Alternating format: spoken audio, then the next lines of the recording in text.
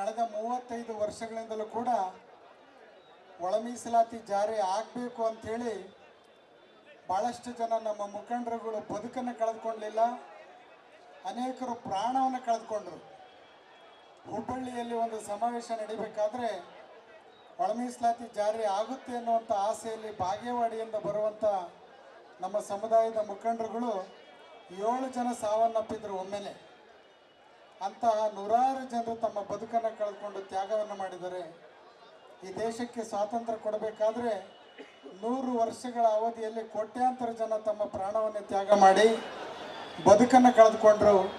ಹಾಗೆಯೇ ಮತ್ತೊಮ್ಮೆ 2ನೇ ಹಂತದ ಸ್ವಾತಂತ್ರ್ಯವನ್ನು ಮಾದಿಗ ಸಮುದಾಯ ಮತ್ತು ಮಾದಿಗ ಸಂಬಂಧಿತ ಸಮುದಾಯದವರು ಮತ್ತೊಮ್ಮೆ 2ನೇ ಸ್ವಾತಂತ್ರ್ಯವನ್ನು ಪಡಿಬೇಕಾದ್ರೆ 35 ವರ್ಷಗಳ ಕಾಲ ಬೇಕಾಯಿತು. ಇನ್ನೂ ಕೂಡ ಅಂತಿಮ ಹಂತಕ್ಕೆ ಬಂದ್ವಿ. ಆದರೆ ಕೊನೆಯ ಕ್ಷಣದಲ್ಲಿ ಅನೇಕ ಕಾರಣದ ಕೈಗಳ ಕೆಲಸದಿಂದ ನಮಗೆ ಸಿಗಬೇಕಾಗಿರುವಂಥ ಪಾಲು ಸಿಕ್ಕಿಲ್ಲ ಅನ್ನುವಂಥ ಒಂದು ನೋವಿನ ಮಾತಿನಲ್ಲಿ ಈ ಹೋರಾಟಕ್ಕೆ ನಾವೆಲ್ಲರೂ ಕೂಡ ಸಾಕ್ಷಿಯಾಗಿದ್ದೀವಿ. ಭಾಳ ಮುಖ್ಯವಾಗಿ ಭಾಳಷ್ಟು ಜನ ಮಾತನಾಡೋರಿದ್ದಾರೆ. ನಾವು ಒಂದು ಮಾತನ್ನು ನಮ್ಮ ಸರ್ಕಾರಕ್ಕೆ ನಾನು ಮನವಿಯನ್ನು ಮಾಡ್ತಿದ್ದೀನಿ. ನಮ್ಮ ಪಕ್ಕದ ತೆಲಂಗಾಣದಲ್ಲಿ ಈಗಾಗಲೇ ಒಳ ಮೀಸಲಾತಿ ಜಾರಿಯಾಗಿದೆ, ಆಂಧ್ರದಲ್ಲಿ ಜಾರಿಯಾಗಿದೆ, ಪಂಜಾಬ್ನಲ್ಲಿ ಜಾರಿಯಾಗಿದೆ. ಈ 3 ರಾಜ್ಯಗಳಲ್ಲಿ ಜಾರಿಯಾಗದಂಥ ಸಂದರ್ಭದಲ್ಲಿ ಆಗದೇ ಇರುವಂಥ ಕಾನೂನಿನ ತೊಡಕು ಕರ್ನಾಟಕದಲ್ಲಿ ಮಾತ್ರ ಯಾಕೆ ಕಾನೂನಿನ ತೊಡಕು ಬರುತ್ತೆ ಅನ್ನುವಂಥ ಪ್ರಶ್ನೆಯನ್ನು ನಿಮ್ಮ ಮುಂದೆ ಇಡಬೇಕಾಗುತ್ತೆ ಅನ್ನುವಂಥದ್ದು. ನಮ್ಮ ನಿರೂಪಕರು ಈಗಾಗಲೇ ಅಮ್ಮಣ್ಣ ಅವರು ಹೇಳ್ತಾ ಇದ್ರು, ನಮ್ಮ ಸಮುದಾಯದ ಎಡ ಮತ್ತು ಬಲ ಸಹೋದರರಿಬ್ಬರು ಕೂಡ ಪರಿಶಿಷ್ಟ ಜಾತಿಯ ಕಾಂಗ್ರೆಸ್ ಸಮಾವೇಶವನ್ನು ಚುನಾವಣೆಗಿಂತ ಮುಂಚೆ ಚಿತ್ರದುರ್ಗದಲ್ಲಿ ಬೃಹತ್ ಪ್ರಮಾಣದ ಸಮಾವೇಶವನ್ನು ಮಾಡಿದ್ರಿ.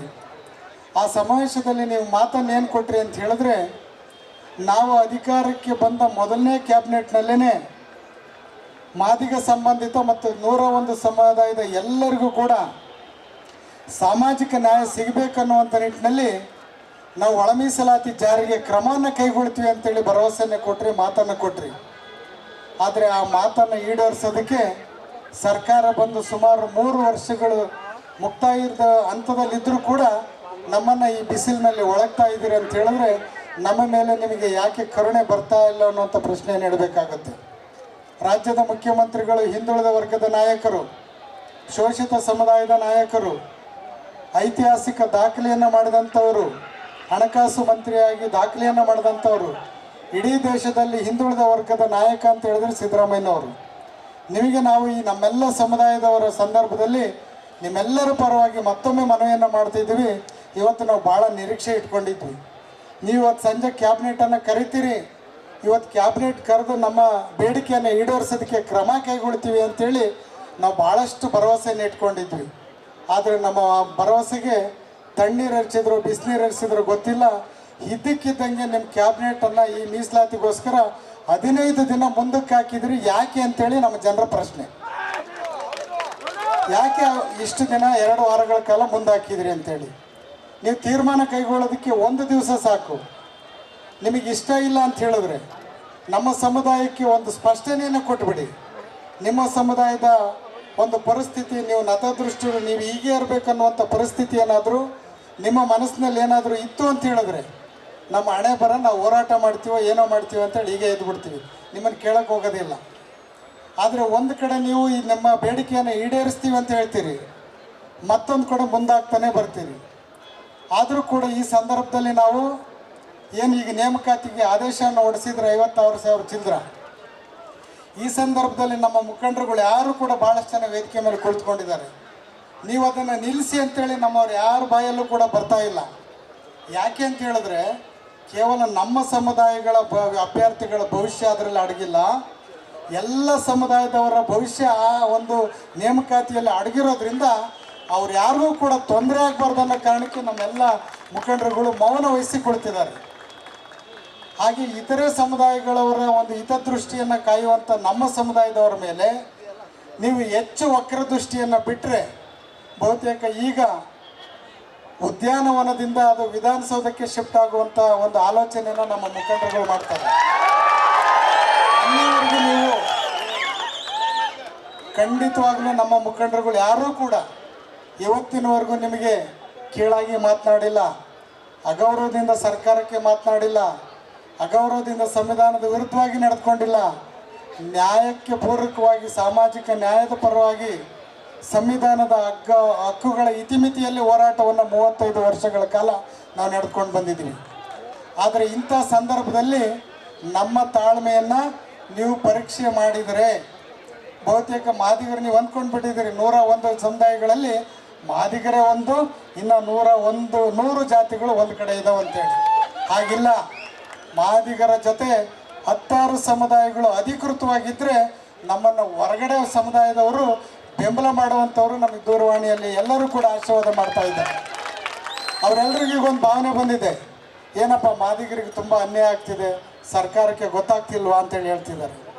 ಸರ್ಕಾರಕ್ಕೆ ಯಾವ ರೀತಿ ಮನವರಿಕೆ ಮಾಡಬೇಕನ್ನುವಂಥದ್ದನ್ನು ಇತರೆ ಸಮುದಾಯದವರು ನಮಗೆ ಅನುಕಂಪವನ್ನು ವ್ಯಕ್ತಪಡಿಸ್ತಾ ಇರುವಂಥ ಸಂದರ್ಭದಲ್ಲಿ ಆಳುವ ಜಾಗದಲ್ಲಿರುವಂಥ ನಿಮಗೆ ಯಾಕೆ ಅರ್ಥ ಆಗ್ತಿಲ್ಲ ಅಂಥೇಳಿ ನೀವೇ ನೇಮಕ ಮಾಡಿದ್ರಿ.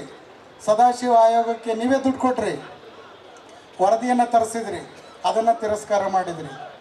ಮತ್ತೊಂದು ಸರ್ಕಾರ ಬಂತು, ಸಬ್ ಕಮಿಟಿ ಮಾಡ್ತು, ಅದರಲ್ಲಿ ಹೆಚ್ಚಿನ ಪ್ರಮಾಣ ಮಾಡಿ ಯಾವುದೇ ಸಮುದಾಯದವ್ರಿಗೆ ಅನ್ಯಾಯ ಆಗಬಾರ್ದು ಅಂಥೇಳಿ ಅದರಿಂದ ವರದಿ ತರಿಸಿದ್ರಿ, ಅದನ್ನು ತಿರಸ್ಕಾರ ಮಾಡಿದ್ರಿ.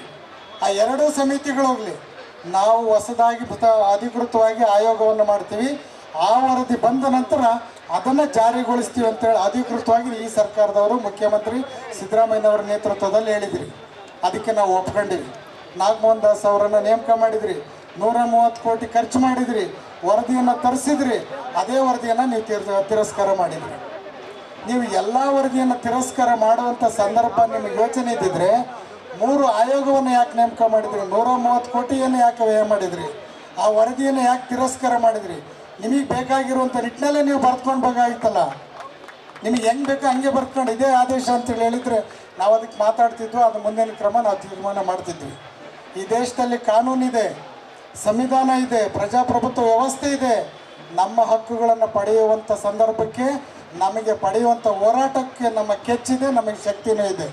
ಇಂಥ ಸಂದರ್ಭದಲ್ಲಿ ನಮ್ಮ ಸರ್ಕಾರಕ್ಕೆ ಭಾಳ ಮಹತ್ತರವಾಗಿರುವಂಥ ಈ ಒಂದು ಐತಿಹಾಸಿಕ ಸಮಾವೇಶದಲ್ಲಿ ನಮ್ಮ ಹುಡುಗರು ಭಾಳಷ್ಟು ಜನ ಚಾಮರಾಜನಗರದಿಂದ ಪಾದಯಾತ್ರೆ ಮಾಡಿದ್ದಾರೆ, ಮೈಸೂರಿನಿಂದ ಪಾದಯಾತ್ರೆ ಮಾಡಿದ್ದಾರೆ, ನಮ್ಮ ಸ್ವಾಮೀಜಿಗಳೊಬ್ಬರು ಹರಿಹರದಿಂದ ಪಾದಯಾತ್ರೆ ಮಾಡ್ತಾ ಇದ್ದಾರೆ, ನಿನ್ನೆ ಕಲಬುರಗಿದಿಂದ ಬಂದಿದ್ದಾರೆ, ರಾಯಚೂರಿನಲ್ಲಿ ಬಂದ್ ಮಾಡಿದ್ದಾರೆ. ಈ ಪರಿಸ್ಥಿತಿಯನ್ನು ನೋಡಿದರೆ ಸರ್ಕಾರದ ಮುಖ್ಯಮಂತ್ರಿಗಳಿಗೆ ನಾನು ಮನವಿ ಮಾಡ್ತಿದ್ದೀನಿ, ನೀವೇನು 27ಕ್ಕೆ ಸಂಪುಟ ಸಭೆಯನ್ನು ಕರೆದಿದ್ದೀರಿ, ಆ ಒಂದು ಸಂಪುಟ ಸಭೆಯ 27ನೇ ದಿನಾಂಕವನ್ನು ಬದಲು ಮಾಡಿ ಇವತ್ತು ನಾಳೆ ಅದು ತೀರ್ಮಾನ ಆಗುವಂಥ ನಿಟ್ಟಿನಲ್ಲಿ ನೀವು ಕ್ರಮ ಕೈಗೊಳ್ಳಬೇಕನ್ನುವಂಥ ಮಾತನ್ನು